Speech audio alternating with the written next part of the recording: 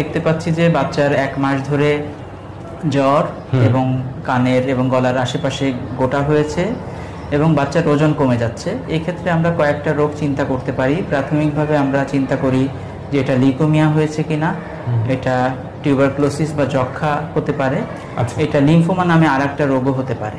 আচ্ছা, লিউকেমিয়াটা আসলে স্যার একটু বলবেন যে এটা কি ধরনের রোগ? এই লিউকেমিয়াটা, লিউকেমিয়া আসলে এক ধরনের ব্লাড ক্যান্সার। পার্থক্যটা কি শিশুদের এবং বড়দের দুজনের ব্লাড ক্যান্সারের মধ্যে স্যার? শিশুদের সবচেয়ে বেশি যে রোগটা হয় সেটাকে আমরা বলি অ্যাকুট লিম্ফোব্লাস্টিক লিউকেমিয়া বা ALL। বড়দের যেটা হয় সেটা হলো অ্যাকুট মাইলোব্লাস্টিক লিউকেমিয়া বা AML। এই শিশুদের যে ব্লাড ক্যান্সার, এর উপসর্গসমূহ স্যার যদি একটু সবাইকে জানাতেন। বাচ্চা ফ্যাকাশে হয়ে যায়, বাচ্চার রক্তশূন্যতা দেখা যায় এবং বাচ্চা কোনো কিছুতেই আগ্রহ বোধ করে না, খুবই দুর্বল হয়ে পড়ে এবং বাচ্চার অনেক